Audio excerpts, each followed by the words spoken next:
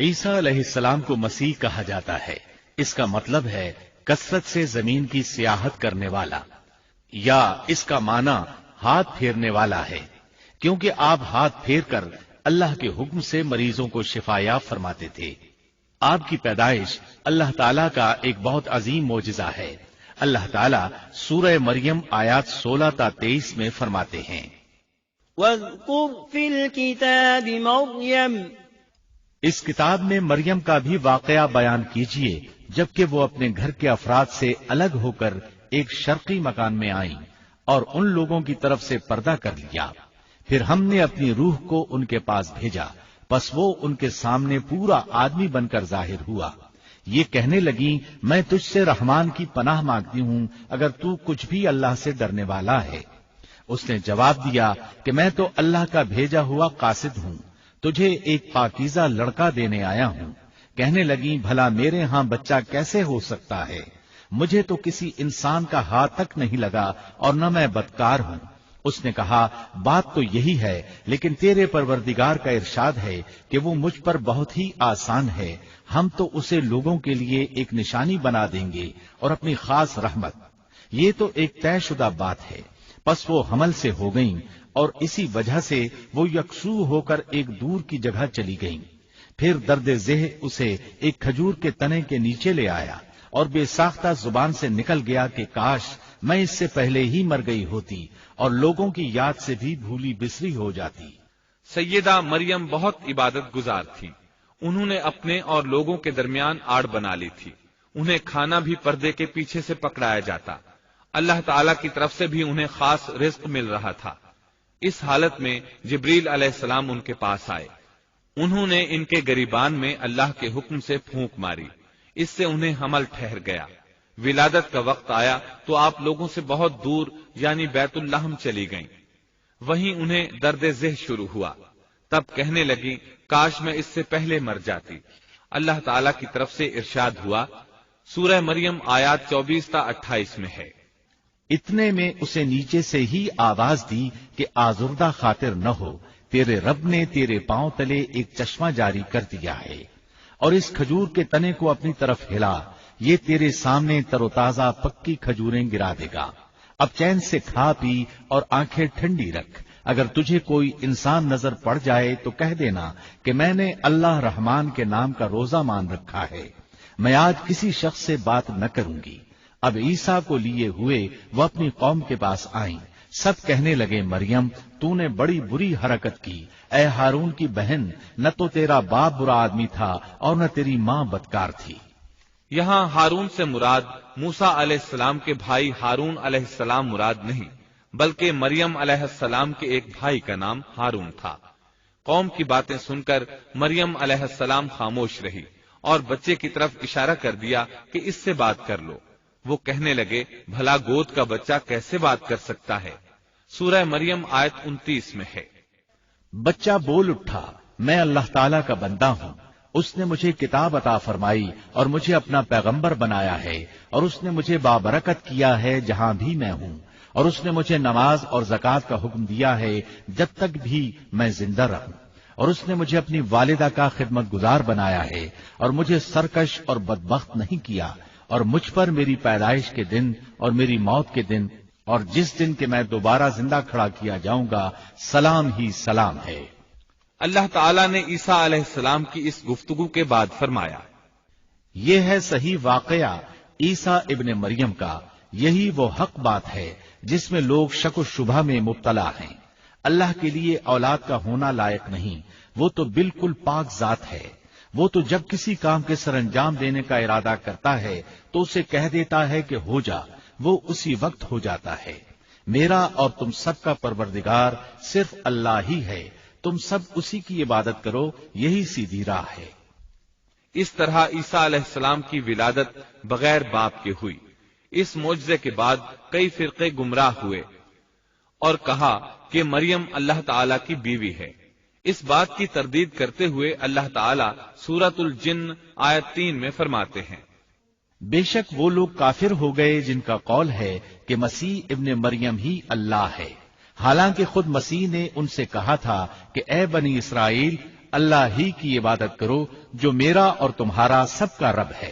یقین مانو کہ جو شخص اللہ کے ساتھ شریک ٹھہراتا ہے اللہ تعالیٰ نے اس پر جنت حرام کر دی ہے، اس کا ٹھکانہ جہنم ہی ہے، اور گناہگاروں کی مدد کرنے والا کوئی نہ ہوگا۔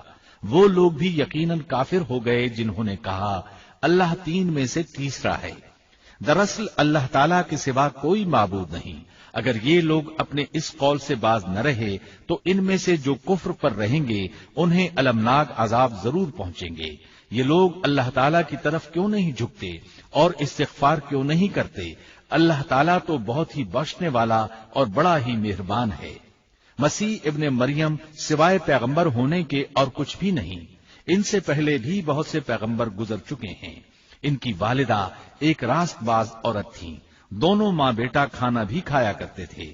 آپ دیکھیے کہ کس طرح ہم ان کے سامنے دلیلیں رکھتے ہیں، پھر غور کیجئے کہ کس طرح وہ پھرے جاتے ہیں۔ اللہ تعالیٰ نے ان آیات میں عیسائیوں کے عقیدے کا رد کیا ہے، کیونکہ وہ مریم اور عیسیٰ علیہ السلام کو بھی اللہ کا حصہ مانتے ہیں۔ سورہ اخلاص میں بھی ان کے عقیدے کا ان الفاظ میں رد کیا گیا ہے۔ آپ کہہ دیجئے وہ اللہ ایک ہے، اللہ بے نیاز ہے، نہ اس سے کوئی پیدا ہوا اور نہ وہ کسی سے پیدا ہوا، اور نہ کوئی اس کا ہمسر ہے۔ لوگوں نے جب مریم علیہ السلام پر تہمت لگائی، انہیں بدکار کہا، تب اللہ نے فرمایا، سورۃ النساء آیت 156 میں ہے، اور ان کے کفر کے باعث اور مریم پر بہت بڑا بہتان باندھنے کے باعث ہم نے ان پر لعنت کی۔ اسی طرح سورہ آل عمران آیت 59 میں اللہ تعالیٰ فرماتے ہیں، اللہ کے نزدیک عیسیٰ کی مثال ہو بہو آدم کی مثال ہے، جسے مٹی سے پیدا کر کے کہہ دیا کہ ہو جا، پس وہ ہو گیا۔ عیسائیوں کا مریم اور عیسیٰ علیہ السلام کے بارے میں یہ بہت بڑا جھوٹ ہے کہ عیسیٰ علیہ السلام اللہ کے بیٹے اور مریم اللہ کی بیوی ہیں۔ اللہ تعالیٰ سورہ مریم آیت 88 تا 95 میں فرماتے ہیں، ان کا قول تو یہ ہے کہ اللہ رحمان نے بھی اولاد اختیار کی ہے، یقیناً تم بہت بری اور بھاری چیز لائے ہو۔ قریب ہے کہ اس بہتان کی وجہ سے آسمان پھٹ جائیں اور زمین شق ہو جائے اور پہاڑ ریزہ ریزہ ہو جائیں کہ وہ رحمان کی اولاد ثابت کرنے بیٹھیں۔ شان رحمان کے لائق نہیں کہ وہ اولاد رکھے۔ آسمانوں اور زمین میں جو بھی ہیں سب کے سب اللہ کے غلام بن کر ہی آنے والے ہیں۔ ان سب کو اس نے گھیر رکھا ہے اور سب کو پوری طرح گن بھی رکھا ہے۔ یہ سارے کے سارے قیامت کے دن اکیلے اس کے پاس حاضر ہونے والے ہیں۔ اللہ تعالیٰ سورۃ الانعام آیت 101 میں فرماتے ہیں، وہ آسمانوں اور زمین کا موجد ہے، اللہ تعالیٰ کے ہاں اولاد کہاں ہو سکتی ہے، حالانکہ اس کی کوئی بیوی تو ہے ہی نہیں، اور اللہ تعالیٰ نے ہر چیز کو پیدا کیا ہے اور وہ ہر چیز کو خوب جانتا ہے۔ اسی طرح اللہ تعالیٰ سورۃ الزخرف آیت 81 میں فرماتے ہیں، آپ کہہ دیجئے کہ اگر بالفرض رحمان کی اولاد ہوتی تو میں سب سے پہلے عبادت کرنے والا ہوتا۔ مطلب یہ کہ تم بغیر کسی دلیل کے ایسی بات کہے جا رہے ہو۔ عیسیٰ علیہ السلام پرورش پاتے رہے، آپ کی پرورش بیت اللحم میں ہوئی۔ آپ نے بچپن ہی میں کافی علم حاصل کر لیا، کیونکہ آپ کو اور آپ کی والدہ کو اللہ تعالیٰ نے جہان والوں کے لیے اپنی قدرت کی نشانی ٹھہرایا ہے۔ اللہ تعالیٰ سورۃ المؤمنون آیت 50 میں فرماتے ہیں، اور ہم نے ابن مریم اور ان کی والدہ کو ایک نشانی بنایا اور ان دونوں کو بلند اور صاف قرار والی اور جاری پانی والی جگہ میں پناہ دی۔ علماء کہتے ہیں کہ مریم علیہ السلام بیت اللحم سے بیت المقدس کی طرف منتقل ہو گئیں۔ بیت المقدس کے پاس ایک اونچی جگہ تھی، اس میں پانی کا چشمہ بھی تھا اور پھل بھی تھے۔ عیسیٰ علیہ السلام بڑے ہو گئے، ان میں علم و حکمت اور اصلاح کی علامات واضح ہو رہی تھیں، لیکن ابھی تک آپ کو نبوت نہیں ملی تھی، یہاں تک کہ آپ کی عمر 30 سال ہو گئی۔ تب اللہ تعالیٰ نے آپ کو انجیل عطا فرمائی۔ اس کے بعد آپ نے اللہ کے رسول کی حیثیت سے دین کی دعوت شروع کی۔ اللہ تعالیٰ سورۃ المائدہ آیت 46 میں فرماتے ہیں، اور ہم نے ان کے پیچھے عیسیٰ ابن مریم کو بھیجا جو اپنے سے پہلے کی کتاب تورات کی تصدیق کرنے والے تھے، اور ہم نے انہیں انجیل عطا فرمائی جس میں نور اور ہدایت تھی، اور وہ اپنے سے پہلے کی کتاب تورات کی تصدیق کرتی تھی اور پرہیزگار لوگوں کے لیے سراسر ہدایت اور نصیحت تھی۔ اکثر مفسرین کا اس پر اتفاق ہے کہ عیسیٰ علیہ السلام کو 30 سال کی عمر میں انجیل عطا کی گئی، ساتھ ہی اللہ تعالیٰ نے انہیں عظیم معجزات عطا فرمائے۔ سورہ آل عمران آیت 48 اور 49 میں اللہ تعالیٰ فرماتے ہیں، اور اللہ اسے لکھنا اور حکمت اور تورات اور انجیل سکھلائے گا، اور وہ بنی اسرائیل کی طرف رسول ہوگا کہ میں تمہارے پاس تمہارے رب کی نشانی لایا ہوں۔ میں تمہارے لیے پرندے کی شکل کی طرح مٹی کا پرندہ بناتا ہوں، پھر اس میں پھونک مارتا ہوں تو وہ اللہ تعالیٰ کے حکم سے پرندہ بن جاتا ہے، اور اللہ کے حکم سے میں مادرزاد اندھے کو اور کوڑھی کو اچھا کر دیتا ہوں اور مردے کو جلا دیتا ہوں، اور جو کچھ تم کھاؤ اور جو اپنے گھروں میں ذخیرہ کرو میں وہ تمہیں بتا دیتا ہوں۔ اس میں تمہارے لیے بہت بڑی نشانی ہے اگر تم ایماندار ہو۔ اس طرح عیسیٰ علیہ السلام بنی اسرائیل کی طرف مبعوث ہوئے۔ تمام نبی کسی خاص قوم کی طرف مبعوث ہوئے ہیں، جبکہ نبی اکرم صلی اللہ علیہ وسلم تمام انسانوں اور جنوں کے لیے رسول بنا کر بھیجے گئے۔ یہ آپ کی خصوصیات میں سے ایک امتیازی خصوصیت ہے۔ اللہ تعالیٰ نے عیسیٰ ابن مریم علیہ السلام کو عظیم معجزات عطا فرمائے۔ پیدائشی اندھا بینا ہو جاتا، کوڑھی کا کوڑھ دور ہو جاتا، برس والے کے جسم پر ہاتھ پھیر دیتے تو اس کا برس ختم ہو جاتا، مٹی کے پرندے بنا کر پھونک مارتے تو وہ اڑنے لگتے۔ لیکن سب سے بڑا معجزہ اللہ تعالیٰ نے آپ کو یہ عطا فرمایا کہ آپ نے اللہ کے حکم سے مردوں کو زندہ کیا۔ سورہ آل عمران آیت 50 اور 51 میں ہے، اور میں تورات کی تصدیق کرنے والا ہوں جو مجھ سے پہلے ہے، اور میں اس لیے آیا ہوں کہ تم پر بعض وہ چیزیں حلال کر دوں جو تم پر حرام کر دی گئی ہیں، اور میں تمہارے پاس تمہارے رب کی نشانیاں لایا ہوں، اس لیے تم اللہ سے ڈرو اور میری فرمانبرداری کرو۔ یقین مانو کہ میرا اور تمہارا رب اللہ ہی ہے، تم سب اسی کی عبادت کرو، یہی سیدھی راہ ہے۔ لوگوں نے تمام نشانیاں دیکھی لیکن پھر بھی کفر پر ڈٹے رہے، عیسیٰ علیہ السلام کی تکذیب کرتے رہے۔ اللہ تعالیٰ سورہ آل عمران آیت 52 میں فرماتے ہیں، مگر جب عیسیٰ نے ان کا کفر محسوس کر لیا تو کہنے لگے اللہ کی راہ میں میری مدد کرنے والا کون ہے؟ حواریوں نے جواب دیا کہ ہم اللہ کی راہ کے مددگار ہیں، ہم اللہ پر ایمان لائے اور آپ گواہ رہیے کہ ہم تابعدار ہیں۔ سورۃ الصف میں اللہ تعالیٰ عیسیٰ علیہ السلام کی زبانی فرماتے ہیں کہ انہوں نے ایمانداروں کو مخاطب کر کے کہا، اے ایمان والو، تم اللہ کے مددگار بن جاؤ، جس طرح مریم کے بیٹے عیسیٰ نے حواریوں سے فرمایا کہ کون ہے جو اللہ کی راہ میں میرا مددگار بنے؟ حواریوں نے کہا ہم اللہ کی راہ میں مددگار ہیں۔ پس بنی اسرائیل میں سے ایک جماعت تو ایمان لے آئی اور ایک جماعت نے کفر کیا، تو ہم نے مومنوں کی ان کے دشمنوں کے مقابلے میں مدد فرمائی، پس وہ غالب آ گئے۔ اس کے بعد اللہ تعالیٰ نے دین عیسوی کو یہودیوں کے مذہب پر غالب کر دیا۔ جب لوگوں نے کفر کیا اس وقت صرف حواری آپ پر ایمان لائے تھے، ان کی تعداد صرف 12 تھی۔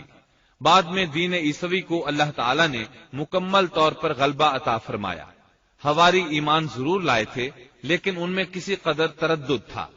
اللہ تعالیٰ سورۃ المائدہ آیت 111 تا 115 میں فرماتے ہیں، اور جب میں نے حواریوں کو حکم دیا کہ تم مجھ پر اور میرے رسول پر ایمان لاؤ، انہوں نے کہا ہم ایمان لائے اور آپ گواہ رہیے کہ ہم پورے فرمانبردار ہیں۔ وہ وقت یاد کے قابل ہے جبکہ حواریوں نے عرض کیا، اے عیسیٰ ابن مریم، کیا آپ کا رب ایسا کر سکتا ہے کہ ہم پر آسمان سے ایک خوان نازل فرما دے؟ آپ نے فرمایا کہ اللہ سے ڈرو اگر تم ایماندار ہو۔ وہ بولے کہ ہم یہ چاہتے ہیں کہ اس میں سے کھائیں اور ہمارے دلوں کو پورا اطمینان ہو جائے اور ہمارا یہ یقین اور بڑھ جائے کہ آپ نے ہم سے سچ بولا ہے اور ہم گواہی دینے والوں میں سے ہو جائیں۔ عیسیٰ ابن مریم نے دعا کی کہ اے اللہ، اے ہمارے پروردگار، ہم پر آسمان سے کھانا نازل فرما کہ وہ ہمارے لیے، یعنی ہم میں جو اول ہیں اور جو بعد ہیں، سب کے لیے ایک خوشی کی بات ہو جائے اور تیری طرف سے ایک نشان ہو جائے، اور تو ہم کو رزق عطا فرما دے اور تو سب عطا کرنے والوں سے اچھا ہے۔ حق تعالی نے ارشاد فرمایا کہ میں وہ کھانا تم لوگوں پر نازل کرنے والا ہوں، پھر جو شخص تم میں سے اس کے بعد کفر کرے گا تو میں اس کو ایسی سزا دوں گا کہ وہ سزا دنیا جہان والوں میں سے کسی کو نہ دوں گا۔ اور یہ اللہ تعالیٰ کی سنت ہے کہ جب منہ مانگا معجزہ آ جائے اور اس کے بعد بھی لوگ کفر کریں تو وہ تمام لوگ ہلاک کر دیے جاتے ہیں۔ آخر کار وہ کھانا اترنے لگا، انہوں نے اس کھانے کو کھایا اور ایمان پر قائم رہے، البتہ ان میں سے ایک نے خیانت کی، اس کا ذکر آگے آئے گا۔ ان مسلسل معجزات کا لوگوں میں چرچا ہونے لگا۔ یہودی عالموں اور بادشاہوں کو اس بات کی فکر ستا رہی تھی کہ لوگ ان کی پیروی چھوڑ کر عیسیٰ ابن مریم علیہ السلام کے پیروکار بن رہے ہیں، گویا ان کی حکومت ڈگمگا رہی تھی، دنیاوی بادشاہت بھی ہاتھ سے نکل رہی تھی اور دینی امور کی قیادت سے بھی ہاتھ دھونے پڑ رہے تھے۔ یہ صورتحال دیکھ کر یہودی عالم یہودی بادشاہ کے پاس گئے، اسے عیسیٰ علیہ السلام کے بارے میں خوف زدہ کرنے لگے، کہنے لگے وہ خود کو یہود کا بادشاہ خیال کرتا ہے اور دعویٰ کر رہا ہے کہ جلد تم سے بادشاہت چھین لے گا۔ بادشاہ کو اپنی حکومت کی پڑ گئی، اس نے حکم دیا اسے سولی پر چڑھا دو۔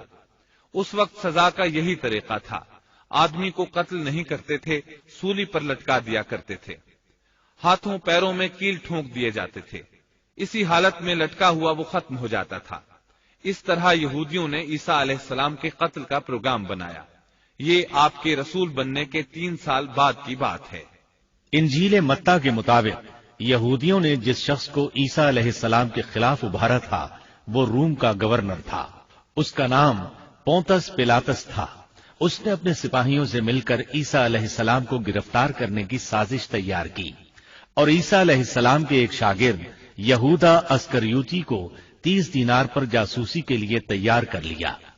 ان دنوں عیسیٰ علیہ السلام مذہبی تہوار فصح منانے بیت المقدس آئے ہوئے تھے۔ یہاں عیسیٰ علیہ السلام نے کھانا کھایا اور اپنے 11 شاگردوں سمیت شہر سے باہر کتسمنی نامی ایک جگہ پر رات گزارنے کے لیے تشریف لے گئے۔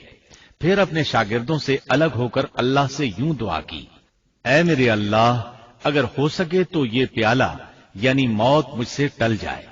اس کے جواب میں تسلی نازل ہوئی۔ علماء کا اس بات پر اتفاق ہے کہ جب یہودی عیسیٰ علیہ السلام کے شاگرد یہودا اسکریوتی کی یہ رہنمائی پر وہاں پہنچے جہاں عیسیٰ علیہ السلام اور ان کے شاگرد تھے، تو ان لوگوں نے عیسیٰ علیہ السلام اور ان کے حواریوں کا محاصرہ کر لیا۔ عین اسی وقت اللہ تعالیٰ نے عیسیٰ علیہ السلام کو آسمان پر اٹھا لیا اور مخبری کرنے والے عیسیٰ علیہ السلام کے شاگرد یہودا پر عیسیٰ علیہ السلام کی مشابہت ڈال دی گئی۔ چنانچہ حکومت کے اہلکاروں، یہودیوں، حتیٰ کہ خود حواریوں نے بھی اسی کو عیسیٰ سمجھ لیا اور اسی کو لے جا کر پھانسی پر چڑھا دیا، جیسا کہ سورۃ النساء میں اللہ تعالیٰ فرماتے ہیں۔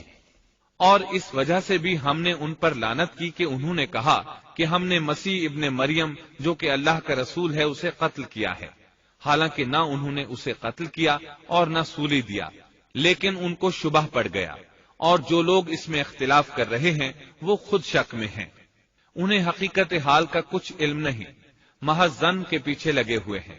اور یہ یقینی بات ہے کہ انہوں نے عیسیٰ ابن مریم کو قتل نہیں کیا تھا، بلکہ اللہ نے اسے اپنی طرف اٹھا لیا تھا، اور اللہ بہت زور آور اور حکمت والا ہے۔ عیسائی اور یہودی اس بات پر متفق تھے کہ عیسیٰ علیہ السلام کو سولی چڑھا دیا گیا ہے، لیکن ان میں تھوڑا سا اختلاف تھا۔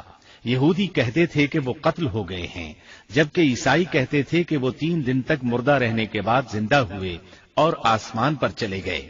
اللہ تعالیٰ نے ان دونوں گروہوں کی تردید کرتے ہوئے فرمایا کہ یہ شک میں مبتلا ہیں، در حقیقت یہ لوگ عیسیٰ علیہ السلام کو گرفتار نہ کر سکے تھے۔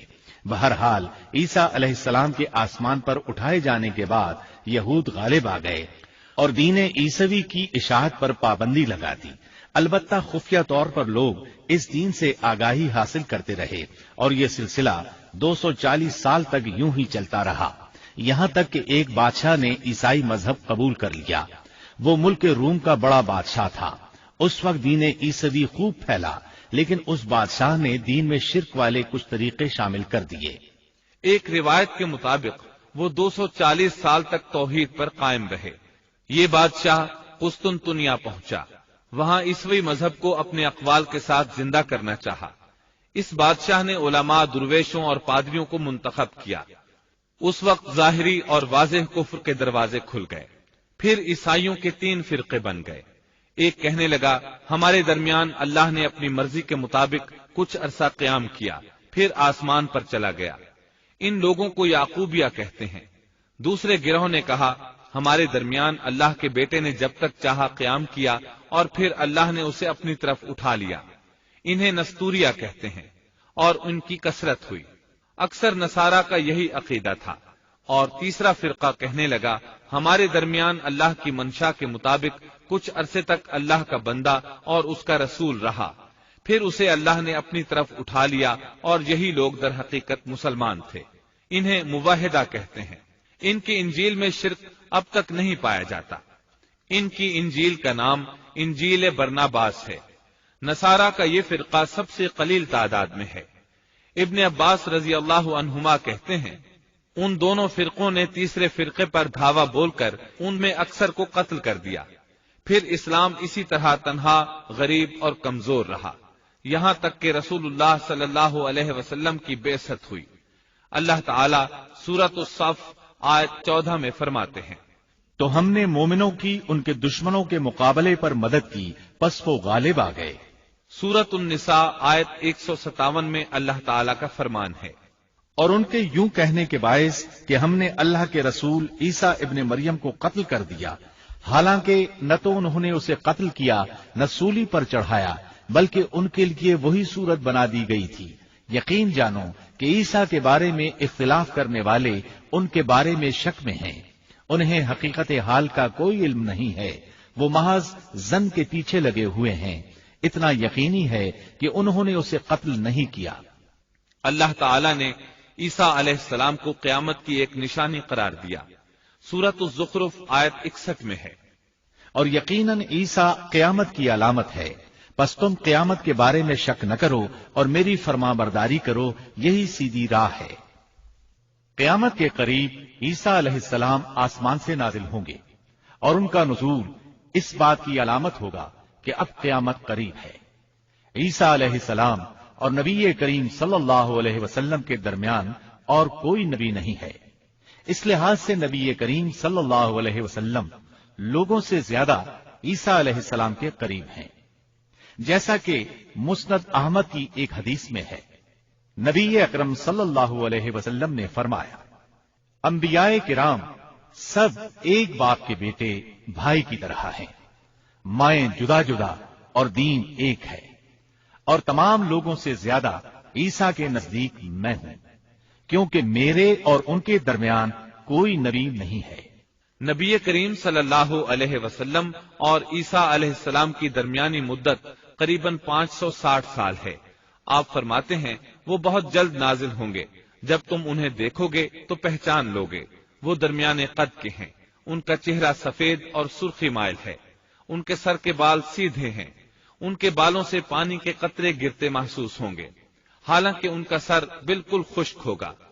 وہ مسجد دمشق کے سفید منارے پر اتریں گے، صلیب کو توڑ دیں گے، خنزیر کو قتل کر دیں گے، جزیے کو ختم کر دیں گے، عیسائیت سمیت تمام باطل دینوں کو ختم کر دیں گے، نصرانیت کی تمام علامات مثلا صلیب اور خنزیر کا خاتمہ کر دیں گے۔ ان کے زمانے میں تمام مذہب ختم ہو جائیں گے، صرف اسلام باقی رہ جائے گا۔ دجال کو بھی اللہ عیسیٰ علیہ السلام کے ہاتھوں قتل کرا دیں گے۔ پوری زمین پر صرف اسلام ہوگا، ساری زمین امن کا گہوارہ بن جائے گی، یہاں تک کہ بکری اور شیر مل کر زندگی بسر کریں گے، بچے سانپوں سے کھیلیں گے، کوئی کسی کو تکلیف نہیں پہنچائے گا۔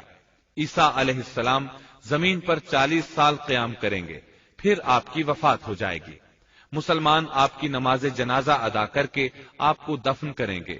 قیامت کے دن اللہ تعالیٰ ان سے فرمائیں گے، سورۃ المائدہ آیات 116 اور 117 میں ہے، اور وہ وقت بھی قابل ذکر ہے جب اللہ فرمائے گا کہ عیسیٰ ابن مریم، کیا تم نے ان لوگوں سے کہا تھا کہ مجھے اور میری ماں کو بھی اللہ کے علاوہ معبود قرار دے لو؟ عیسیٰ عرض کریں گے کہ تو پاک ہے، مجھے کسی طرح لائق نہ تھا کہ میں ایسی بات کہتا جس کے کہنے کا مجھے کوئی حق نہیں۔ اگر میں نے کہا ہوگا تو تجھے اس کا علم ہوگا، تو میرے دل کے اندر کی بات بھی جانتا ہے، اور جو کچھ تیرے نفس میں ہے میں اس کو نہیں جانتا۔ तमाम गैबों का जानने वाला तू ही है। मैंने तो उनसे और कुछ नहीं कहा मगर सिर्फ वही जो तूने मुझे हुक्म फरमाया था कि तुम अल्लाह की बंदगी इख्तियार करो, जो मेरा भी रब है और तुम्हारा भी रब है। मैं उन पर गवाह रहा जब तक उनमें रहा, फिर जब तूने मुझे उठा लिया तो तू ही उन पर निगरान था और तू हर चीज की पूरी खबर रखता है। अल्लाह ताला अहले किताब को मुखातिब करके सूरत उन-निसा आयात 171 और 172 में फरमाते हैं, ए अहले किताब, अपने दीन के बारे में हद से न गुजर जाओ और अल्लाह पर बजुज हक के और कुछ न कहो। मसीह ईसा इब्ने मरियम तो सिर्फ अल्लाह के रसूल और उसके हुक्म हैं, जिसे उसने मरियम की तरफ डाल दिया था और उसके पास की रूह है। इसलिए तुम अल्लाह को और उसके सब रसूलों को मानो और न कहो कि अल्लाह तीन है। इससे बाज आ जाओ कि तुम्हारे लिए बेहतरी है। अल्लाह इबादत के लायक तो सिर्फ एक ही है और वो इससे पाक है कि उसकी औलाद हो। उसी के लिए है जो कुछ आसमानों में है और जो कुछ जमीन में है, और अल्लाह काफी है काम बनाने वाला। सैयदना ईसा अलैहिस्सलाम को अल्लाह ताला ने किताब इंजील अता फरमाई थी। ये किताब बस तौरात ही की दुरुस्त शक्ल थी। मतलब ये कि सैयदना ईसा अलैहिस्सलाम की बुनियादी तालीम अगरचे तौरात के मुताबिक थी, लेकिन यहूदियों ने तौरात में रद्दो-बदल कर दिया था। इसलिए अल्लाह ताला ने सैयदना ईसा अलैहिस्सलाम को इंजील अता फरमाई। सैयदना ईसा अलैहिस्सलाम को नबूवत मिली तो आपने उन सब की इस्लाह की कोशिशें शुरू की। उस वक्त के यहूदी भी 4 तबकात में बंट गए थे। उनके अकायद वो नहीं रहे थे जो मूसा अलैहिस्सलाम ने उन्हें दिए थे। आपने उन सब के अकायद का जायजा लिया और उनकी इस्लाह के लिए अपनी जिंदगी वक्फ कर दी। लेकिन उन बदबख्तों ने आपकी बातें मानने से यकसर इनकार कर दिया। न सिर्फ ये कि तालीमात का इनकार किया, बल्कि आपके दुश्मन भी हो गए। सैयदना ईसा अलैहिस्सलाम पर जो किताब नाजिल हुई उसका नाम इंजील है, लेकिन आज ईसाइयों के हां 4 इंजीलें राइज हैं। यहां सवाल ये पैदा होता है कि मौजूदा चारों इंजीलें वही हैं या ये सैयदना ईसा अलैहिस्सलाम के बाद तसनीफ की गई हैं। ये एक ऐसा सवाल है जो मुद्दत से सवाल ही चला आ रहा है। ईसाई हजरात इस सवाल का जवाब देने से कासिर हैं। ईसाई आलिम तक इस बात का इकरार करते नजर आते हैं कि इनमें से कोई एक इंजील भी मसीह अलैहिस्सलाम की इंजील नहीं है और न उसका खालिस तर्जुमा है। मौजूदा इंजीलों के बारे में ईसाइयों के हां कोई ऐसी सनद मौजूद नहीं जिसकी बिना पर वो कह सकें कि उनकी रवायात का सिलसिला सैयदना ईसा अलैहिस्सलाम या उनके शागिर्दों तक पहुंचता है। खुद ईसाइयत की मजहबी तारीख इस बात की गवाह है कि पहली सदी ईसवी से चौथी सदी ईसवी के शुरू तक ईसाइयों में 21 से ज्यादा इंजीलें इल्हामी यकीन की जाती थीं। लेकिन 325 ईस्वी में इनमें से 4 को मुंतखब करके बाकी को गैर मुस्तनद करार दे दिया गया। 4 इंजीलों का ये इंतखाब भी किसी तारीखी या इल्मी बुनियाद पर नहीं किया गया था, बल्कि इसके लिए एक तरह की फाल निकाली गई थी। इस फाल को इल्हामी इशारा समझ लिया गया था। इन 4 इंजीलों में मत्ता की इंजील सबसे कदीम गिनी जाती है। इसके बावजूद ईसाइयों के पुराने आलिम ये बात तस्लीम करते हैं कि ये इंजील मत्ता असली नहीं बल्कि उसका तर्जुमा है, इसलिए कि असल किताब अबरानी जुबान में थी जो अब नापैद और जाया हो गई है। और मौजूदा तर्जुमे के बारे में कतई तौर पर यह नहीं कहा जा सकता कि ये असल जुबान का तर्जुमा है, जबकि मुतर्जिम का नाम तक मालूम नहीं और न ये पता है कि तर्जुमा हुआ के जमाने में था। दूसरी इंजील मरकुस की इंजील है। इसके बारे में मशहूर ईसाई आलिम पतरस गोमाग अपनी किताब में मरकुस के सवाने हयात पर लिखता है कि ये नस्लन यहूदी था और ईसा अलैहिस्सलाम के हवारी पतरस का शागिर्द था। जब रूमियों ने ईसाइयत इख्तियार कर ली तो उसने उनके मुतालबे पर ये इंजील तसनीफ की। वो सन 68 ईस्वी में सिकंदरिया के कैद खाने में बुत परस्तों के हाथों कत्ल हुआ। तीसरी इंजील लूका की इंजील है। ईसाई आलिमों में मत्ता की इंजील के बारे में जितने इख्तिलाफात हैं उनसे ज्यादा लूकाई इंजील में मौजूद हैं। खुद लूका ने اپنی انجیل کے بارے میں لکھا ہے کہ یہ انجیل اس نے شاہ فیلس کے ساتھ خط و کتابت کی بنیاد پر لکھی ہے۔ وہ اسے مخاطب کر کے لکھتا ہے کہ سچ کی باتیں جن لوگوں نے کانوں سے سنی تھیں انہوں نے ہم تک جس طرح پہنچائی ہیں ان کو بہت سے لوگ ہم سے نقل کر رہے ہیں، اس لیے میں ضروری سمجھتا ہوں کہ ان کو خود ہی صحیح طریقے پر کر دوں تاکہ تمہیں صحیح حقیقت معلوم ہو جائے۔ اس سے صاف معلوم ہوتا ہے کہ لوقا نے سیدنا مسیح علیہ السلام کا زمانہ نہیں پایا۔ اس کے ساتھ عیسائی عالم یہ بھی بیان کرتے ہیں کہ لوقا کی انجیل مرقس کی انجیل کے بعد وجود میں آئی اور پطرس اور پولوس کے مرنے کے بعد تصنیف کی گئی ہے۔ دراصل لوقا انطاکیہ شہر میں طب کا پیشہ کرتا تھا۔ اس نے عیسیٰ علیہ السلام کو نہیں دیکھا اور عیسائیت کو سینٹ پال یعنی پولوس سے سیکھا، اور سینٹ پال کے بارے میں یہ بات تحقیق کو پہنچ چکی ہے کہ وہ دراصل متعصب یہودی تھا۔ عیسائیت کا بدترین دشمن خیال کیا جاتا تھا۔ وہ عیسائیوں کے خلاف اپنی جد و جہد جاری رکھے ہوئے تھا، مگر جب اس نے دیکھا کہ اس کی تمام تر مخالفتوں اور رکاوٹوں کے باوجود عیسائیت ترقی کرتی جا رہی ہے اور روکے نہیں رک رہی، تو اس نے مکر و فریب سے کام لیا اور اچانک اعلان کیا کہ مجھ سے ایک عجیب معجزہ سرزد ہوا ہے۔ میں صحت کی حالت میں تھا کہ میں ایک دم زمین پر گرا جیسے کوئی کسی کو کشتی میں پچھاڑ دیتا ہے، اور اسی حالت میں مسیح علیہ السلام نے مجھے چھوا اور سخت الفاظ میں کہا کہ خبردار، آئندہ ہرگز میرے پیروکاروں کے خلاف کوئی قدم نہ اٹھانا۔ بس میں اسی وقت مسیح علیہ السلام پر ایمان لے آیا اور مسیح کے حکم سے مسیحی دنیا کی خدمت کے لیے مامور ہو گیا ہوں۔ مسیح نے مجھ سے کہا ہے کہ میں لوگوں کو مسیح کی انجیل کی بشارت سنا دوں اور اس کی پیروی کی ترغیب دوں۔ اس طرح اس نے آہستہ آہستہ کلیسا پر ایسا قبضہ کیا کہ دین عیسوی کی اصل صداقتوں کو مٹا کر اسے بدعتوں اور رسومات کا مجموعہ بنا ڈالا اور پوری مسیحیت کو بت پرستی میں تبدیل کر دیا۔ آج جو عیسائیت قائم ہے وہ اسی پولوس کی ایجاد کردہ مسیحیت ہے۔ لہذا اس کے بعد کون دعویٰ کر سکتا ہے کہ اس کے شاگرد لوقا کی انجیل الہامی انجیل ہے؟ چوتھی انجیل یوحنا کی انجیل ہے۔ اس کے بارے میں عیسائیوں کا عام عقیدہ ہے کہ یہ سیدنا عیسیٰ علیہ السلام کے محبوب شاگرد یوحنا زبدی کی تالیف ہے۔ یوحنا عیسیٰ علیہ السلام کے 12 حواریوں میں سے ایک تھا۔ یوحنا کی انجیل کو ان کی انجیل کہا جاتا ہے، لیکن خود عیسائی عالموں کا یہ دعویٰ ہے کہ یوحنا کی انجیل خود یوحنا کی تصنیف کردہ نہیں ہے۔ یہ تھا ان انجیلوں کا تعارف۔ اس سے ان کی حقیقت واضح ہو جاتی ہے۔ عیسیٰ علیہ السلام اللہ کے نبی، رسول اور پیغمبر ہیں۔ ان کے بعد سوائے نبی کریم صلی اللہ علیہ وسلم کے کوئی نبی نہیں آیا۔ نبی کریم صلی اللہ علیہ وسلم افضل النبیین ہیں، افضل المرسلین اور خاتم النبیین ہیں۔ آپ پر اور تمام انبیاء کرام پر اللہ تعالی کی رحمتیں نازل ہوں، آمین۔